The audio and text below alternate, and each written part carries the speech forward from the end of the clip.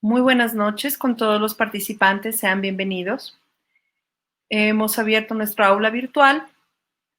Vamos a compartir unas cortas instrucciones para que la conferencia sea aún de mejor calidad, mientras el resto de participantes va ingresando desde la sala de espera virtual. Les queremos recordar que el día de hoy finalizamos el primer curso virtual de actualización en cardiología y es el cierre del módulo de tromboembolismo. El día miércoles continuamos con la segunda parte, es decir, el segundo curso de actualización en cardiología organizado por la Sociedad Ecuatoriana de Cardiología Núcleo de Pichincha. Recuerde que la calidad de la transmisión está relacionada con el internet que cada usuario disponga para su conexión. Por lo tanto, le recomendamos tratar de conectarse a una red Wi-Fi estable a fin de que su señal sea de mejor calidad.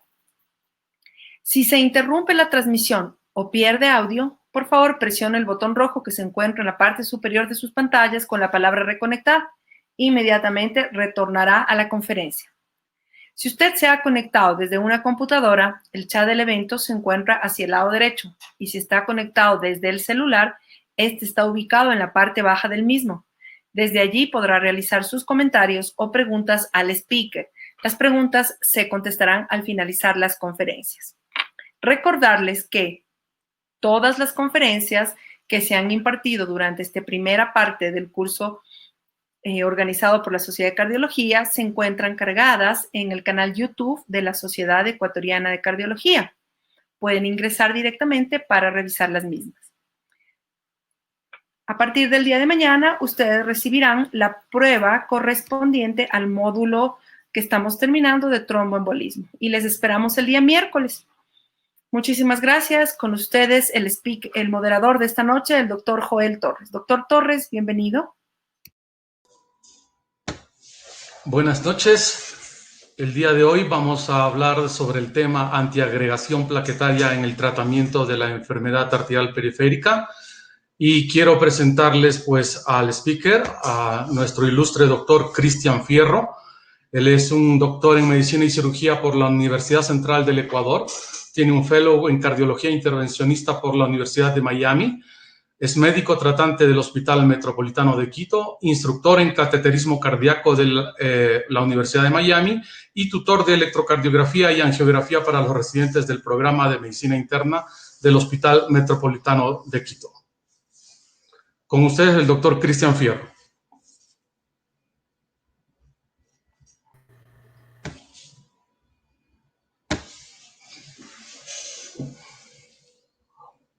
Su micrófono, por favor. Me voy a conectar para empezar la...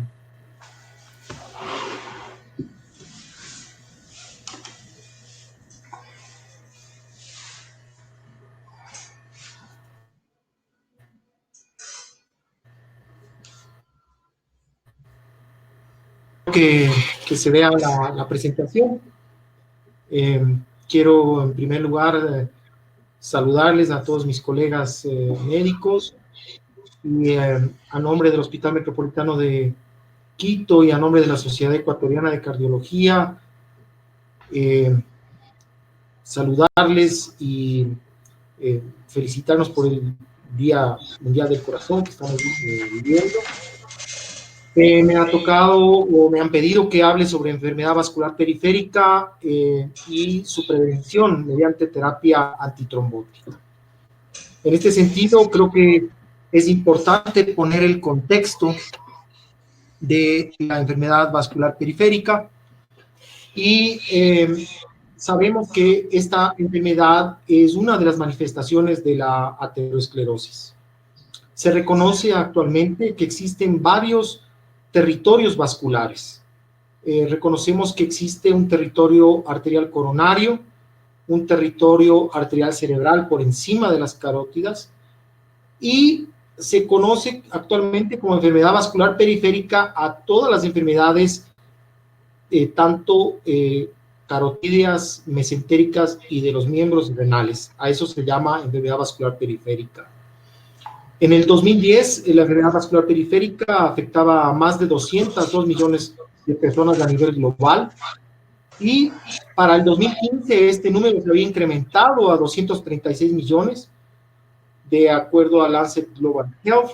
Al momento se estima que la prevalencia global es del 5.5% en personas mayores de 25 años, el 73% de las cuales vive en países de ingresos bajos a medianos, y se proyecta una carga cada vez mayor sobre los sistemas de salud de los países en vías de desarrollo. Pese a los avances en el diagnóstico y tratamiento de las enfermedades vasculares ateroscleróticas, todavía los pacientes con enfermedad arterial periférica tienen un número significativo de eventos recurrentes.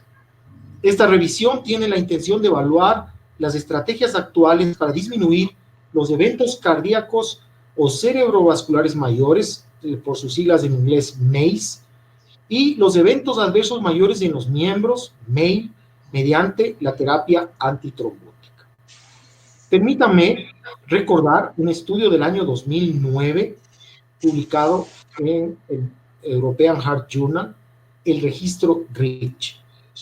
Este fue un registro realizado principalmente en los Estados Unidos de Norteamérica, en el cual hicieron un seguimiento a 36,000 pacientes por 3 años, la mayoría de ellos con enfermedad arterial periférica sintomática, y para el 2009, pese a que estos pacientes, una mayoría tenían tratamiento antidiabético, la mayoría tenían tratamiento con estatinas o algún antiplaquetario o algún anticoagulante, el pronóstico de los pacientes con enfermedad vascular periférica es significativamente peor que el pronóstico de los pacientes con enfermedad arterial coronaria o enfermedad cerebrovascular.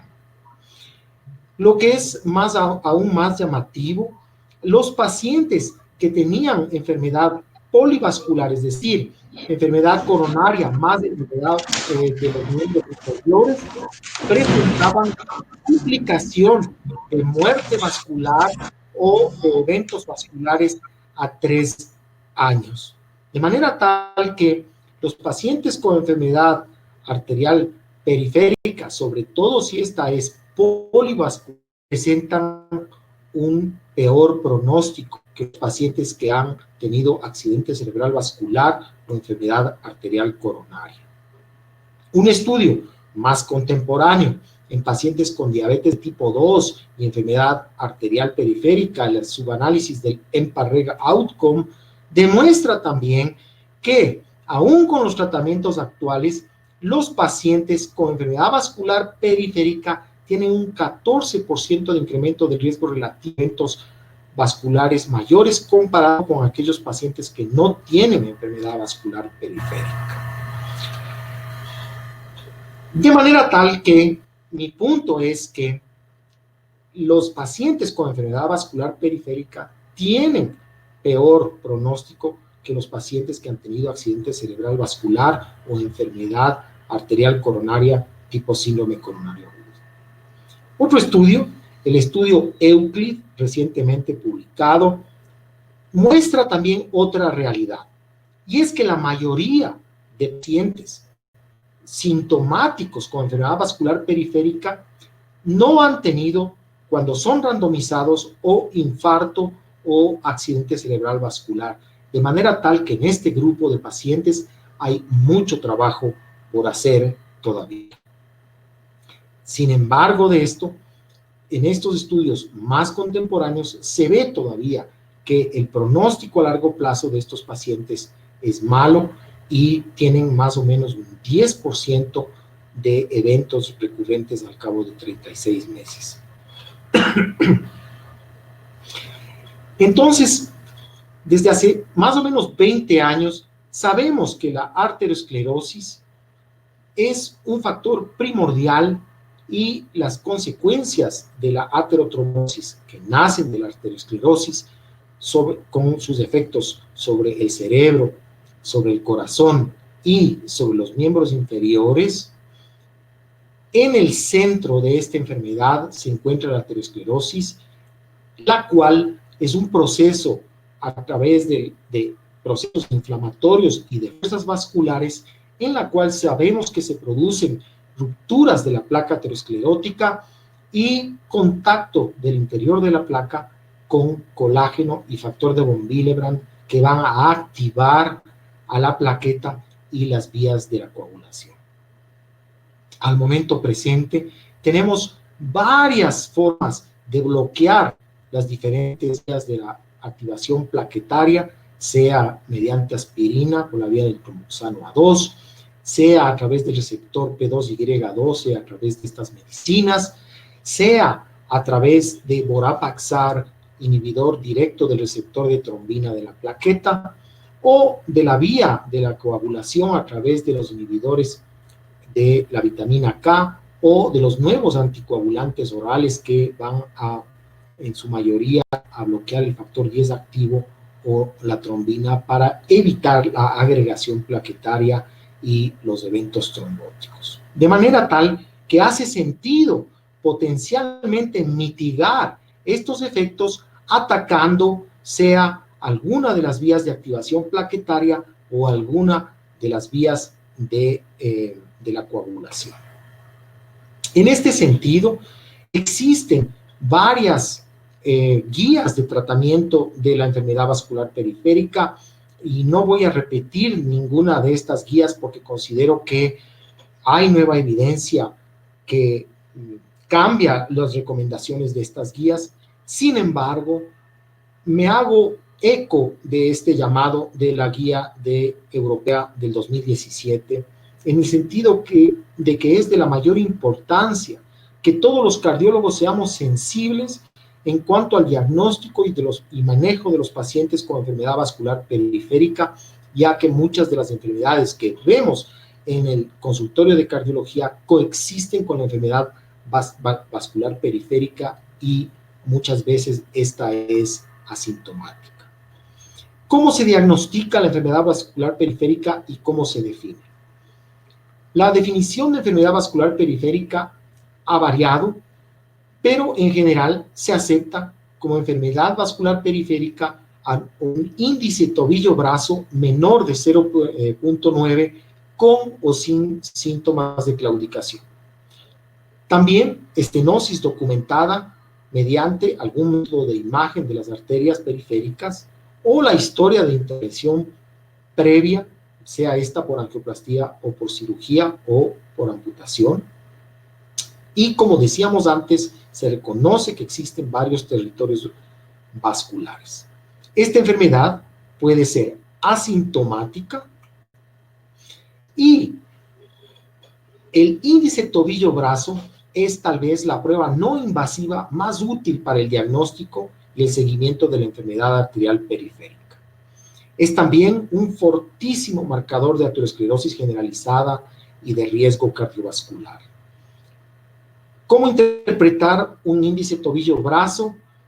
Para el diagnóstico de enfermedad obstructiva del miembro inferior, se debe interpretar cada miembro separadamente y para la estratificación del riesgo cardiovascular se debe tomar el menor de los índices tobillo-brazo de las dos piernas.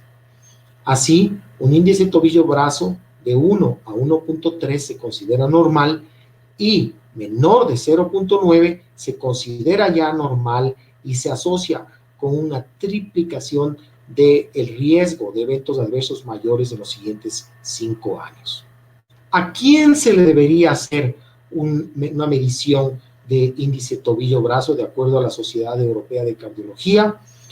A mujeres u hombres mayores de 50 con historia familiar, aquellos hombres y mujeres menores de 65 años que tengan una clasificación de riesgo alto cardiovascular, es decir, que tengan más de un 7.5% de riesgo de eventos mayores en los próximos 10 años, o a hombres y mujeres mayores de 65 años.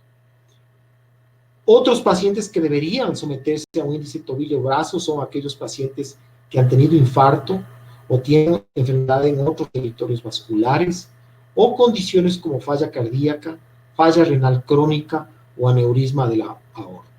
Es decir, yo calculo que un 60% de los pacientes que vemos en nuestra práctica clínica deberían hacerse un índice tobillo-brazo y realizarlo, no está por fuera del objetivo de esta charla, pero es extremadamente barato y sencillo. Sin embargo, requiere de aproximadamente unos 15 minutos. Obviamente, pacientes que tienen abolición de los pulsos o un soplo, o que tienen claudicación intermitente o síntomas sugestivos de enfermedad obstructiva de los miembros, como una úlcera, una herida que no cicatriza, obviamente deberían tener una medición del índice de tobillo-brazo. De manera tal que importantísimo hacer esta medición. Repito, se considera enfermedad arterial periférica un índice tobillo-brazo menor de 0.9 y esta puede ser totalmente asintomática, es más, es asintomática en la mayoría de pacientes, o sintomática donde el principal síntoma puede ser claudicación intermitente, es decir, dolor de los miembros al caminar que calma por lo menos a 10 minutos de hacer reposo y que no es, y que revierte con el reposo. Formas más avanzadas de enfermedad vascular periférica en los miembros, dolor en reposo, úlceras, gangrena, amputación o historia de revascularización. Por cierto, siempre extremadamente importante saber si el paciente, como veremos más adelante, ha tenido un evento cardiológico o cerebral. De manera tal que para entender los estudios que se han realizado, que son bastantes y pueden ser un poco aburridos, es importante categorizar a los pacientes de acuerdo a la historia clínica para elegir la mejor terapia antitrombótica preventiva. Así, reconocemos 4 grupos de pacientes. En primer lugar, pacientes asintomáticos desde el punto de vista vascular periférico y que nunca han tenido ninguna historia cardiológica o cerebral. En segundo lugar, pacientes asintomáticos desde el punto de vista de enfermedad arterial periférica, pero que han tenido eventos de enfermedad arterial coronaria o enfermedad cerebrovascular reciente dentro de los últimos 12 meses. En tercer lugar, ya pacientes con enfermedad vascular periférica sintomática, pero que nunca han manifestado enfermedad arterial coronaria o enfermedad cerebrovascular. Y finalmente, pacientes con enfermedad arterial periférica sintomática y que tuvieron hace más de 12 meses un evento arterial coronario o un evento cerebral vascular. A estos se les denomina estables. En este sentido, podemos ver que dentro de los pacientes asintomáticos y sintomáticos y sometidos a revascularización se han realizado un número importante de estudios que vamos a revisar. En cuanto a los pacientes con enfermedad arterial periférica asintomática y que no han tenido síntomas de cerebrovasculares o cardiocoronarios, se han hecho 2 estudios tratando de evaluar si la aspirina puede servir para prevención primaria de eventos adversos mayores. En total, más de 5,000 pacientes del estudio Propadad y el estudio AAA estudiaron estos pacientes y no lograron demostrar que la aspirina versus placebo sea mejor que el placebo en cuanto a la prevención de eventos adversos mayores en pacientes con índice tobillo-brazo menor de 0.90, asintomáticos y sin historia cerebrovascular o cardiovascular. De manera tal que en este grupo no hay evidencia de que alguna terapia antiplaquetaria o antitrombótica tenga algún tipo de utilidad. El segundo grupo, pacientes asintomáticos periféricos, pero que tuvieron un infarto agudo de miocardio o algún intervencionismo en los últimos 2 meses. Ya veremos las guías. Y en este sentido, pasamos a los pacientes al tercer grupo, pacientes con enfermedad arterial periférica sintomática ya, es decir, un índice tobillo-brazo menos de 0.9, y pacientes con o claudicación intermitente o síntomas de dolor en reposo o un procedimiento previo, pero que nunca han tenido un accidente cerebral vascular o un síndrome coronario. Todas las guías recomiendan la aspirina para prevención de eventos en este grupo de pacientes. Ese Esa recomendación nace de un metaanálisis de un grupo famoso que se denomina los trialistas de antiplaquetarios, que hicieron un metaanálisis de más de 64,000 pacientes en los cuales se utilizó aspirina y otros antiplaquetarios para prevenir eventos en pacientes sintomáticos.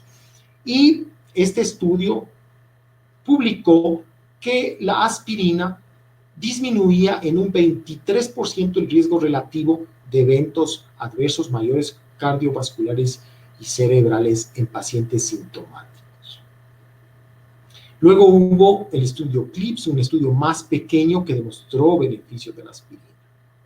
Sin embargo de esto, Berger en el año 2009 hace serias observaciones al ATC 2002 en el sentido de que esos 9,200 pacientes, solamente el 27% de esos pacientes habían recibido aspirina, mientras que más del 70% de esos pacientes en esos metaanálisis habían recibido ticlopidina o otros antiplaquetarios, de manera tal que no había un suficiente número de pacientes para demostrar que la aspirina por sí misma había causado ese beneficio. Y Berger publica otro metaanálisis en 5,269 pacientes en los cuales la aspirina no demostró disminuir significativamente los eventos adversos mayores cardíacos y cerebrovasculares en pacientes con enfermedad arterial periférica sintomática sin historia de enfermedad coronaria. Es por esto que la FDA no ha aprobado la indicación de aspirina para enfermedad arterial periférica sintomática, y al momento presente existen serias dudas de que la aspirina pueda ser recomendada como cardioprotección en pacientes con enfermedad arterial periférica sintomática. Sí existe, por otro lado, evidencia de que inhibidores de del receptor P2Y12 funcionan en la enfermedad arterial periférica sintomática sin antecedentes de infarto o accidente cerebral vascular. En este sentido, tenemos dos estudios importantes. El estudio CAPRI, publicado en 1996. El estudio CAPRI fue un mega estudio de 18,000 pacientes seguidos por 1 a 3 años, comparando clopidogrel 75 miligramos versus aspirina 325 en prevención primaria y secundaria de eventos adversos mayores. Tengo que decir que el estudio CAPRI global de 18,000 pacientes demostró un marginal beneficio del uso de clopidogrel sobre aspirina con una disminución del 8% del riesgo relativo. Sin embargo, 6,452 de los 18,000 pacientes formaron o tenían enfermedad periférica sintomática, y en este grupo la utilización de clopidogrel significativamente disminuyó en un 24% el riesgo relativo de eventos adversos mayores cardíacos y cerebrales, y es más, sin incrementar el riesgo de sangrado. Es más, en este subgrupo de 6,000 pacientes, la aspirina sangró más que el clopidogrel. De manera tal que en pacientes con enfermedad arterial periférica sintomática, sin historia de enfermedad cerebrovascular o infarto, el clopidogrel es más efectivo que la aspirina.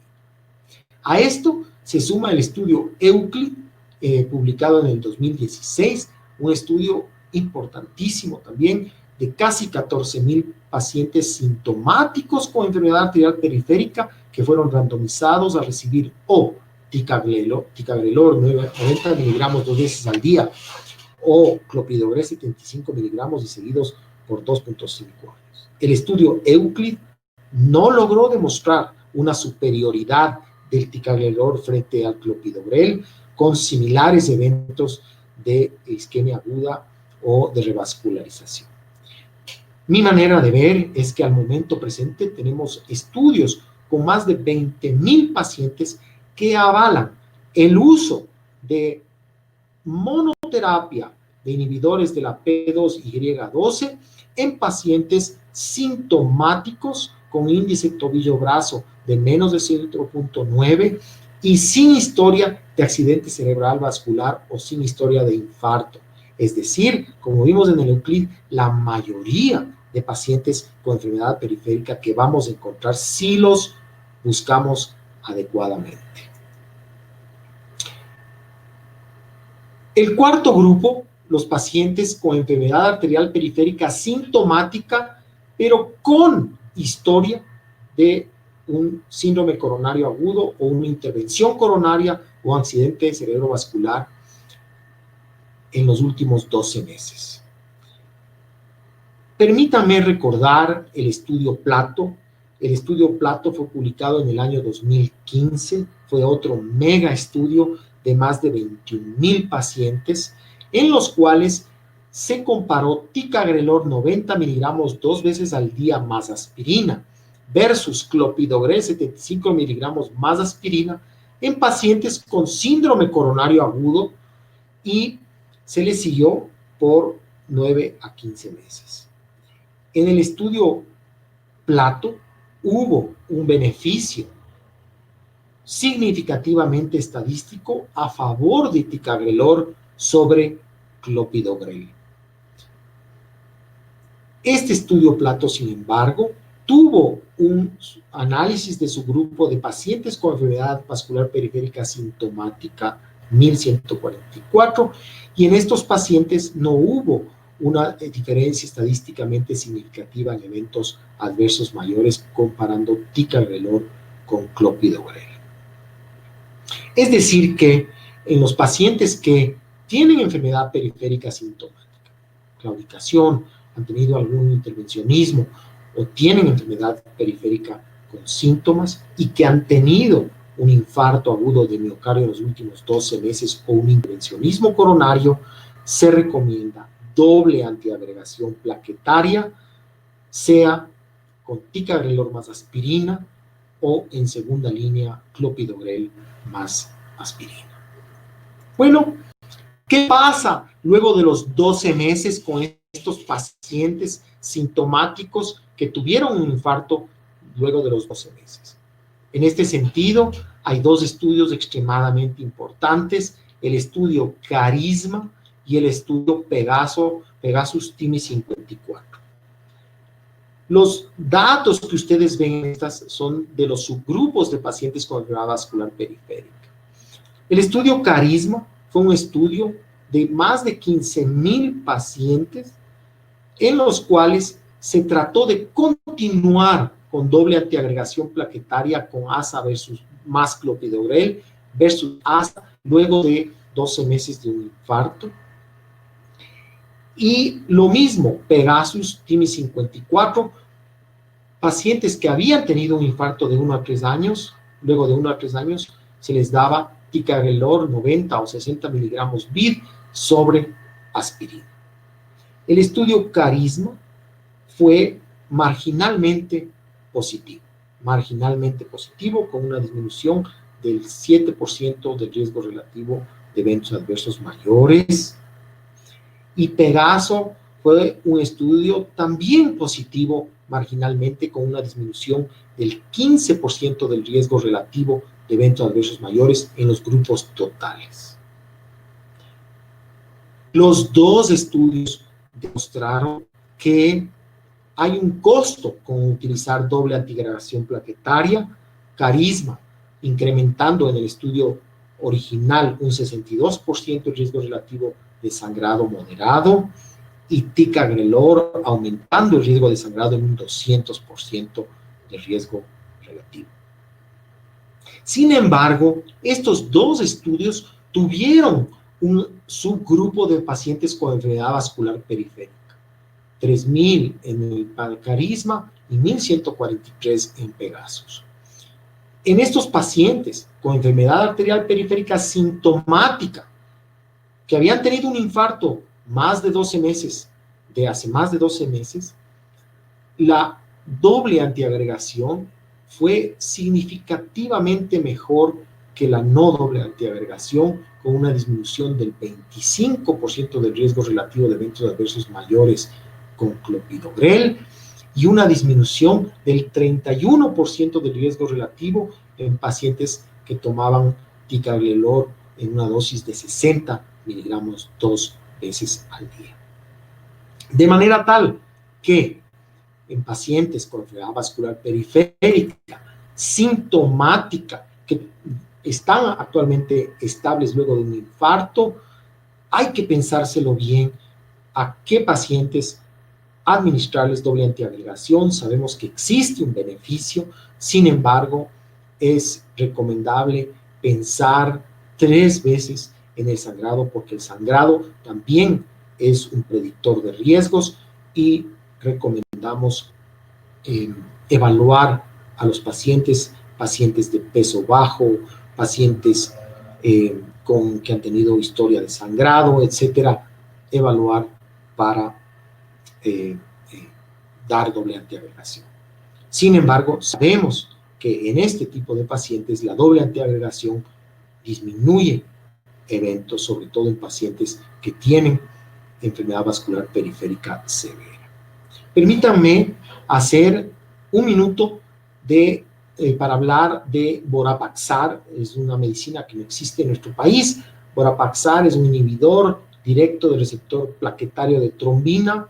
Han habido 2 estudios importantes con Vorapaxar. En ninguno de ellos se demostró una disminución de los eventos adversos mayores, y en estos estudios sí se demostró una disminución de isquemia aguda de los miembros, de manera tal que Vorapaxar al momento presente podría considerarse una medicina de subespecialidad, ya que incrementa en un 62% el riesgo de sangrado. Por otro lado, ¿qué pasa con los anticoagulantes? Ya hemos estudiado a todos los antiplaquetarios en cuanto a sus bondades para prevenir eventos. ¿Qué pasa con los antiplaquetarios, con los anticoagulantes? El estudio WAVE fue un estudio que comparó warfarina versus antiplaquetarios, y en este estudio no se demostró un beneficio de la warfarina sobre los antiplaquetarios, y sí se demostró un incremento casi de 4 veces el riesgo de sangrado que ponía en riesgo la vida, de manera tal que los antagonistas de la vitamina K no tienen un lugar en la prevención de eventos de estos pacientes con enfermedad vascular periférica.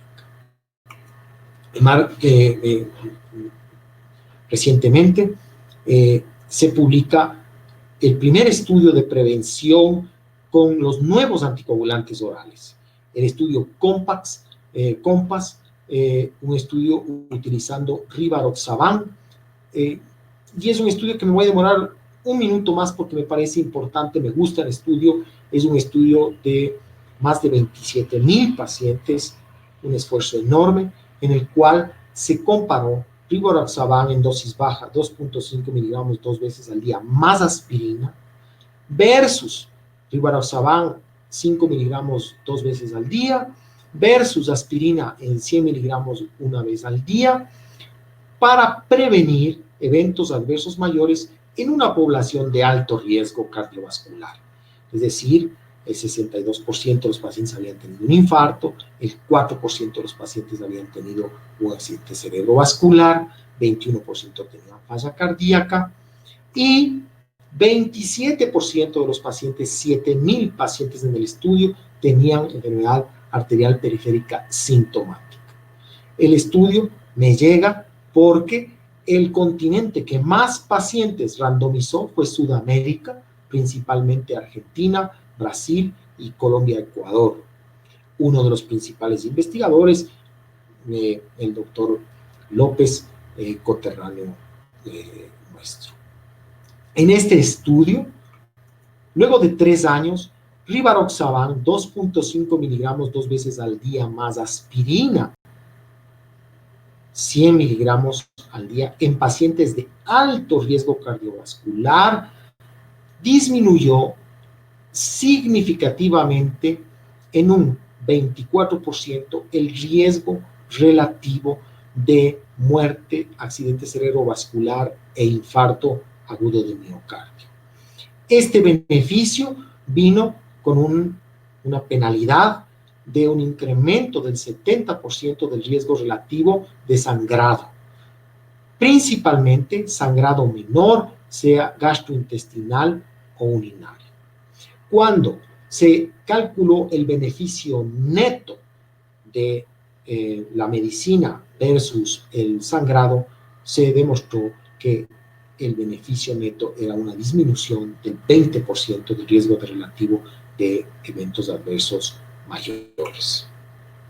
Cuando se realizó el estudio de estos 7,000 pacientes con enfermedad periférica, los resultados demuestran que la utilización de baja dosis de rivaroxaban, 2.5 miligramos 2 veces al día más aspirina, en pacientes con enfermedad vascular periférica severa, es decir, pacientes con un índice tobillo-brazo de menos de 0.6 o pacientes que tenían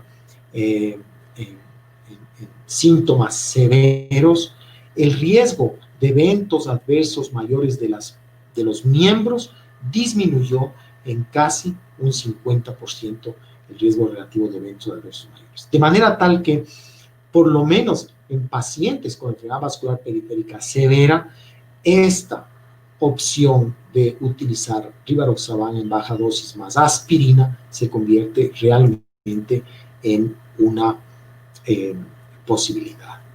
Recientemente publicado, el beneficio clínico neto de este estudio, globalmente se tienen que tratar 52 pacientes para evitar un evento. Sin embargo, en los pacientes polivasculares y con diabetes, el efecto beneficioso se amplifica hasta números necesarios para tratar realmente atractivos para la utilización en la práctica clínica. De esta manera voy a terminar haciendo, digamos, una globalización de todo lo que he conversado con ustedes. La recomendación. Primero, la historia clínica. Sí, la historia clínica nos va a manejar cómo vamos a encasillar al paciente. Primero, confirmar si el paciente tiene enfermedad vascular periférica. En este sentido, obviamente, si el paciente ya tuvo una revascularización, no hay problema, pero se recomienda siempre evaluar mediante índice tobillo-brazo, y si el índice tobillo-brazo es menor de 0.9, el paciente tiene ya enfermedad arterial periférica.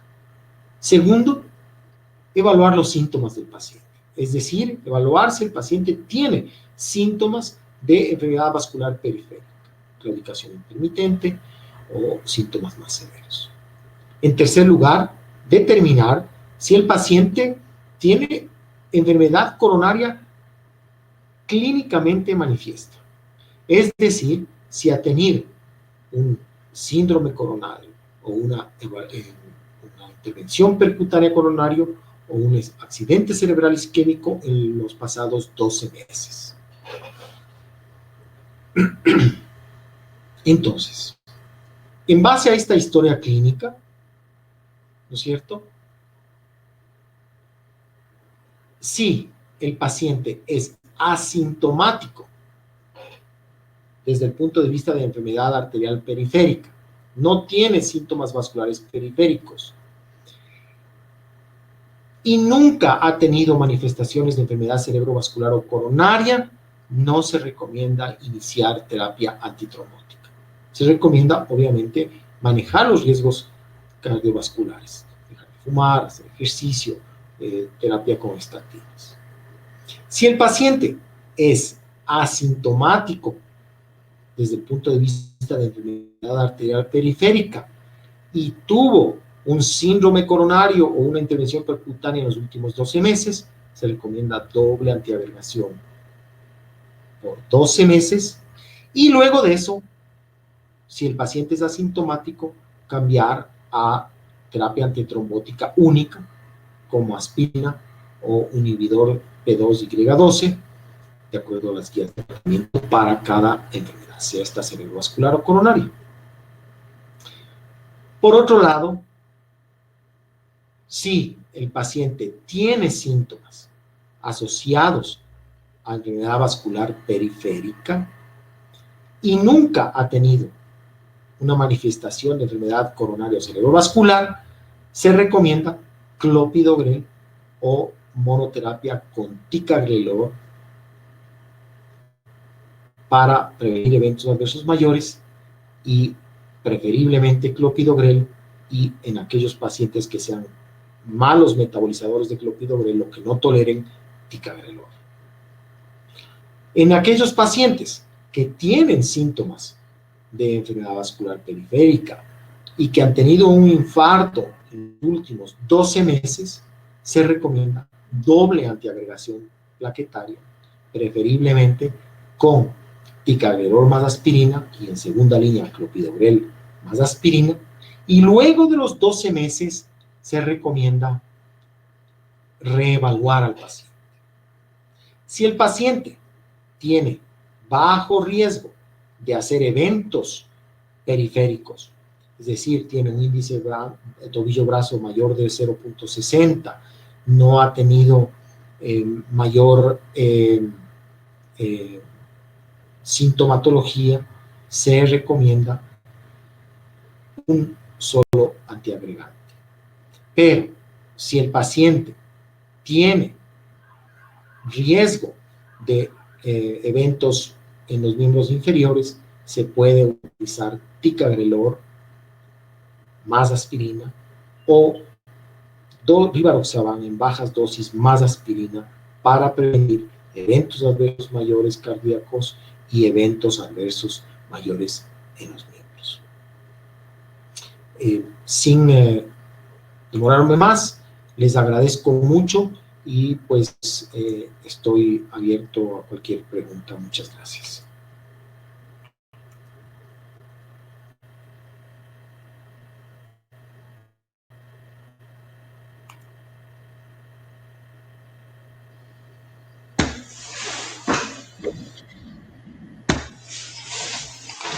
Muchas gracias, doctor Cristian Fierro, por su presentación. Vamos a entrar a la ronda de preguntas y respuestas y tenemos varias respuestas, varias preguntas. Una de ellas es, buenas noches, en pacientes con alto riesgo de sangrado y enfermedad arterial periférica sintomática, ¿qué se debería hacer?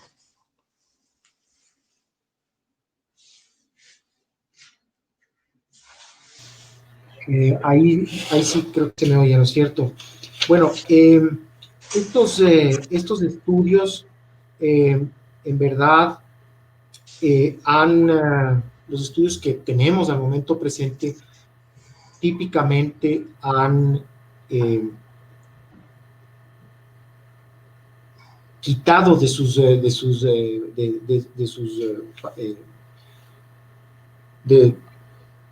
de las randomizaciones a pacientes o con una filtración glomerular menor de 15 o con alto riesgo de sangrado. La recomendación actualmente es evaluar, ¿no es cierto?, el riesgo-beneficio entre los eventos adversos mayores y el riesgo de sangrado. Por supuesto, si el riesgo de sangrado es mayor, la recomendación es una terapia antiplaquetaria con protección gástrica. Esa sería mi respuesta. Perfecto, muchas gracias. Otra pregunta dice, cuando comenta de sangrado, ¿se refiere a sangrado digestivo, sangrado en enfermedad cerebrovascular o sangrado en general? Esto me parece que era en el momento que hablábamos del estudio COMPAS. Sí, el estudio COMPAS utilizó una forma de evaluar el sangrado y evaluó sangrado mayor y sangrado menor. El sangrado mayor era aquel que se producía dentro de una cavidad o intracerebral o requería de hospitalización y transfusión. Y el sangrado menor fue aquel que no requirió de hospitalización y paró suspendiendo la droga. Y la mayoría de los sangrados en el estudio COMPAS fueron de origen gastrointestinal. Y no hubo una diferencia estadísticamente significativa en cuanto a sangrado que ponga en riesgo la vida de los pacientes en este estudio. Muy bien, gracias. Una pregunta adicional. En los pacientes con enfermedad vascular periférica, ¿el antiagregante usado sería para toda la vida o se podría suspender en algún momento? A priori, el uso de los antiagregantes es de por vida, ¿no?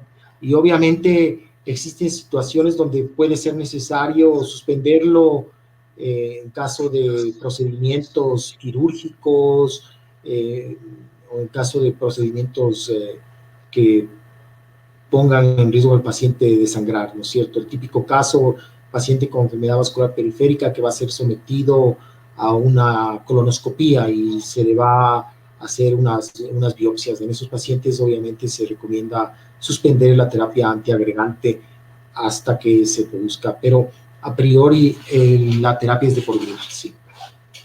Muchas gracias. Otra pregunta es, ¿cómo puedo saber si el paciente tiene metabolismo inadecuado de clopidogrel y este no es eficaz? Bueno, existen